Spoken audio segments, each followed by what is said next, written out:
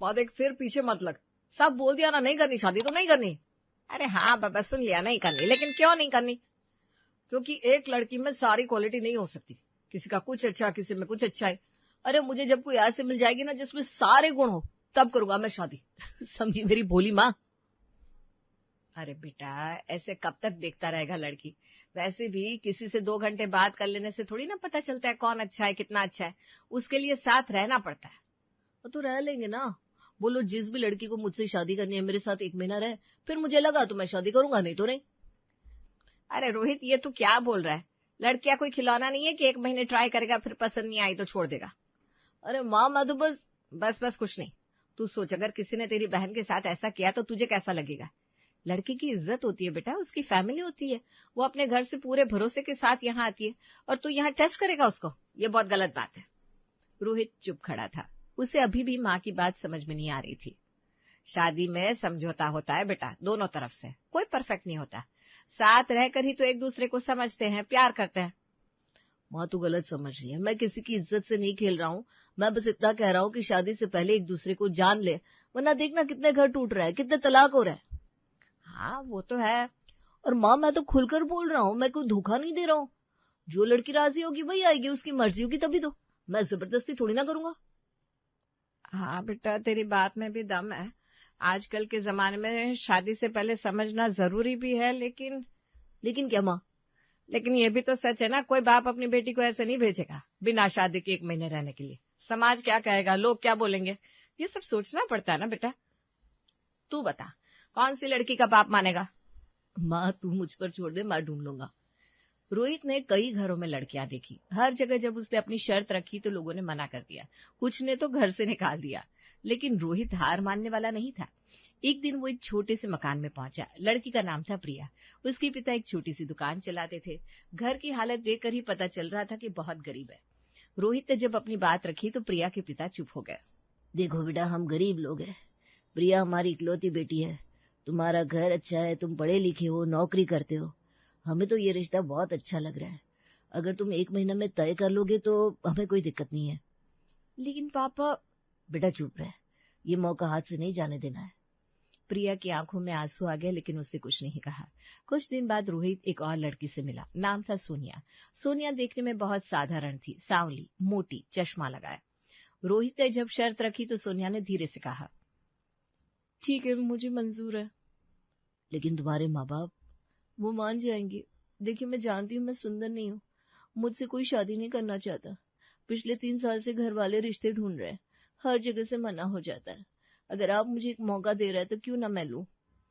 रोहित को सोनिया की बात सुनकर थोड़ा अजीब लगा लेकिन उसने हाँ कह दिया। फिर कुछ हफ्तों बाद रोहित की मुलाकात हुई नेहा से। वो बहुत शांत और सीधी लड़की थी। उसने ग्रेजुएशन किया था लेकिन घर से बाहर कभी अकेले नहीं गई थी। देखिए मैं मान जाती हूँ लेकिन एक शर्त है। क्या? अगर आप मुझसे शादी नहीं करेंगे तो मुझे नौकरी दिलवा देंगे, मुझे अपने पैरों पर खड़ा करेंगे। लेकिन क्यों? तुम पढ़ी लिखी हो, खुद कर सकती हो। नहीं ना, मुझ में हिम्मत नहीं है, मुझे डर लगता है घर से बाहर लोगों से बात करने में, इंटरव्यू देने में। मुझे लगता है मैं कुछ नहीं कर पाऊंगी, लेकिन अगर आप साथ रहेंगे तो मुझे कॉन्फिडेंस आ जाएगा। रोहित सोच में पड़ गया। तीनों लड़कियों ने अलग अलग वजहों से उसकी बात मान ली थी। अब उसे तय करना था कि वो किसके साथ पहले रहेगा। तो बेटा अब क्या सोचा? माँ पहले प्रिया को ही बुला लेते हैं, 1 महीना उसके साथ, फिर सोनिया, फिर नेहा। ठीक है, लेकिन याद रखना ये लड़कियां तेरे एक्सपेरिमेंट नहीं है, इनकी भी फीलिंग्स है। हाँ माँ मैं समझता हूँ। अगले हफ्ते प्रिया अपने छोटे से बैग के साथ रोहित के घर आ गई। उसने सादी सी सलवार सूट पहनी थी, लेकिन वो बिल्कुल साफ सुथरी और इस्त्री की हुई थी। बाल करीने से बंधे हुए थे। आजा बेटा आजा, शर्मा मत, ये तेरा ही घर है। जी धन्यवाद। पहले दिन से ही प्रिया ने काम शुरू कर दिया। सुबह जल्दी उठकर घर की साफ सफाई, फिर सबके लिए चाय बनाई, नाश्ता बनाया। माँ तो हैरान रह गई। अरे बेटा तू इतना क्यों कर रही है, आराम कर। नहीं आंटी मुझे अच्छा लगता है, घर में बैठे बैठे बोर हो जाती हूँ। दोपहर में प्रिया ने खाना बनाया। रोहित ऑफिस से आया तो खाने की खुशबू से ही मन खुश हो गया। वाह क्या महक आ रही है। प्रिया ने बनाया बेटा, चख के बता। रोहित ने एक कोर मुंह में रखा, स्वाद ऐसा कि उंगलियां चाटते रह जाए। माँ कसम से लाजवाब है, तूने तो माँ को भी पीछे छोड़ दिया। प्रिया शर्मा गई।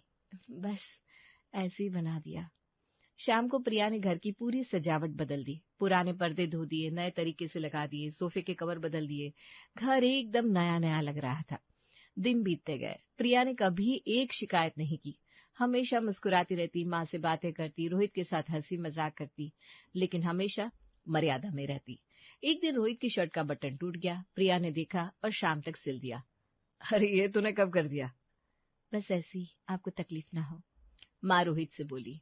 देख बेटा, प्रिया कितनी अच्छी है, घर का हर काम जानती है, खाना लाजवाब बनाती है, सिलाई कढ़ाई सब आता है उसे। और देख कितनी सुंदर लग रही है। पहले दिन जब आई थी ना तो मैंने सोचा था कि गरीब घर की होगी तो शायद, लेकिन नहीं, ये तो किसी अमीर घर की लड़की से भी ज्यादा समझदार है। हाँ माँ, सच में अच्छी है। महीना खत्म होने को आया। आखिरी दिन माँ ने प्रिया को गले लगा लिया। बेटा तू यहीं रह जाना, मुझे तो तू बहुत पसंद आई। प्रिया की आंखों में आंसू आ गए। आंटी जी, ये रोहित जी की मर्जी है। रोहित कमरे में बैठा सोच रहा था। प्रिया सच में बहुत अच्छी थी, लेकिन उसके मन में एक लालच था। अगर सोनिया और नेहा इससे भी अच्छी निकली तो क्या पता उनमें प्रिया से भी ज्यादा गुण हो। शाम को रोहित ने फैसला सुनाया। देखो प्रिया, तुम बहुत अच्छी हो, लेकिन मैंने सोनिया और नेहा को भी मौका देने का वादा किया है, तो मुझे उन्हें भी चांस देना होगा। प्रिया का चेहरा उतर गया, लेकिन उसने कुछ नहीं कहा, सिर्फ धीरे से बोली, ठीक है। लेकिन बेटा।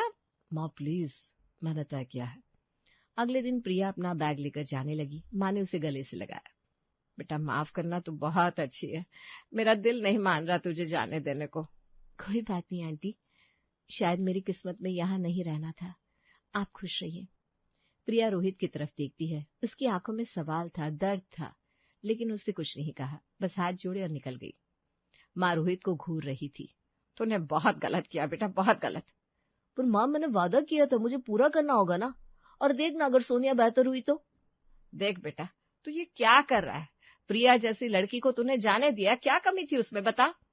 माँ, कमी की बात नहीं है, मैंने वादा किया था। वादा वादा वादा, बस यही रट लगा रखी है। बेटा एक लड़की घर में रहती है, अपना सब कुछ देती है, दिल लगा लेती है, और तू उसे ऐसे निकाल देता है, ये सही नहीं है। तू किसी की भावनाओं से खिलवाड़ कर रहा है। माँ, लेकिन प्रिया को शर्त पता थी, उसने खुद माना था ना। मैंने कोई धोखा तो नहीं दिया। धोखा ही तो दिया है बेटा। उस लड़की को उम्मीद थी, उसने सोचा होगा कि अच्छे से रहेगी तो तू रख लेगा, और तूने क्या किया? बेटा अब सोनिया को मत ला, बस कर। नहीं माँ, मैं अपनी बात पर अड़ा हूं, मुझे तीनों को चांस देना है, तभी तय करूंगा। माँ ने हार मान ली। वो जानती थी कि रोहित अब नहीं मानेगा। अगले हफ्ते सोनिया आ गई, मोटी, सांवली, चश्मा लगाए। जब वो घर में घुसी तो माँ ने उसे देखा, दिल में दुख हुआ। ये लड़की भी शायद प्रिया की तरह दुखी होगी। नमस्ते आंटी। आ बेटा, आजा।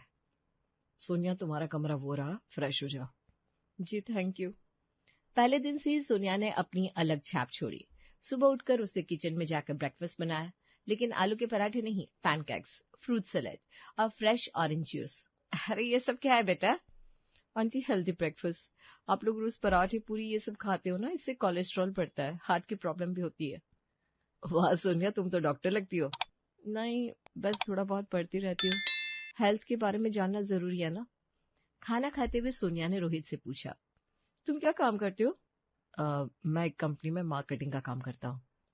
ओह ग्रेट, फिर तो तुम्हें डिजिटल मार्केटिंग के बारे में पता होगा, सोशल मीडिया, एसईओ, ये सब। हाँ थोड़ा बहुत। देखो आजकल ना सब कुछ ऑनलाइन हो गया है। अगर तुम्हें आगे बढ़ना है तो तुम्हें इन सब चीजों में एक्सपर्ट बनना होगा। मैं तुम्हें कुछ कोर्सेज बता सकती हूँ फ्री में, बहुत काम आएंगे। रोहित हैरान था, सोनिया तो इतनी जानकार थी। शाम को सोनिया ने घर की सजावट बदल दी, पुराने शोपीस हटा दिए, नए तरीके से सब सज किया। घर किसी मैगजीन की कवर पेज जैसा लग रहा था। अरे बेटा ये सब क्या कर दिया? आंटी, इंटीरियर डिजाइनिंग, थोड़ा शौक है, देखिए ना कितना अच्छा लग रहा है, मिनिमलिस्ट लुक। दूसरे दिन सोनिया ने डिनर बनाया, इटालियन पास्ता, चॉकलेट मूज। वाह सोनिया, तुम तो शेफ हो क्या? नहीं, बस यूट्यूब देखकर सीख लिया। इंटरनेशनल कुजिन बनाना पसंद है, वो नहीं होता। एक दिन रोहित अपने लैपटॉप पर कुछ काम कर रहा था। सोनिया पास आई। क्या काम कर रहे हो? बस एक प्रेजेंटेशन बनानी है, बॉस को दिखानी है। दिखा, मैं देखती हूँ। रोहित ने दिखाया। सोनिया ने कुछ चेंजेस बताए, ग्राफिक्स, कलर स्कीम, कंटेंट, सब कुछ। यार तुम तो कमाल की हो, इतना सब कैसे आता है? बस इंटरनेट है ना, सब सीख लेती हूँ। मुझे नई चीजें सीखना पसंद है। एक शाम रोहित परेशान था। उसके पास कुछ पैसे बचे थे। वो सोच रहा था कहाँ इन्वेस्ट करे। क्या हुआ, परेशान लग रहे हो? अरे कुछ नहीं, बस सोच रहा था कि पैसे कहाँ लगाऊं, एफडी में या म्यूचुअल फंड में। एफडी? अरे नहीं, उसमें तो बहुत कम रिटर्न मिलता है। तो म्यूचुअल फंड में लगाओ ना, एसआईपी शुरू करो, लॉन्ग टर्म में अच्छा फायदा रहेगा। मैं तुम्हें कुछ अच्छे फंड बता सकती हूँ। रोहित को लगा जैसे उसे एक पर्सनल फाइनेंशियल एडवाइजर मिल गई हो। महीना बीतता गया। सोनिया ने घर को बदल कर रख दिया था। सब कुछ मॉडर्न, स्मार्ट, एफिशिएंट। रोहित को वो बहुत पसंद आ रही थी। माँ देख रही थी सब कुछ। एक दिन उन्होंने रोहित से बात की। बेटा, मुझे लग रहा है तुझे सोनिया पसंद आ गई है। हाँ माँ, सच को तो बहुत अच्छी है, इतनी समझदार, इतनी जानकार। तो फिर तय कर ले बेटा, उसी से शादी कर ले। अब नेहा को क्यों बुलाना? माँ, लेकिन मैंने वादा किया है। और देखना, प्रिया भी अच्छी थी, सोनिया भी, क्या पता नेहा और भी बेटर हो। अरे बेटा, तो फिर वही बात कर रहा है, तू लड़कियों को कंपेयर कर रहा है, ये सही नहीं है। माँ, मुझे नेहा को भी चांस देना है। मैंने 3 को कहा है तो तीनों को देखूंगा, उसके बाद तय करूंगा। तो सोनिया को भी दुखी करेगा? अरे नहीं माँ, मैं किसी को दुखी नहीं करना चाहता, बस अपने लिए सही चुनाव करना चाहता हूँ। माँ चुप हो गई। उन्हें लग रहा था कि रोहित गलत कर रहा है, लेकिन वो कुछ नहीं कह सकती थी। महीना खत्म हुआ। रोहित ने सोनिया को बुलाया।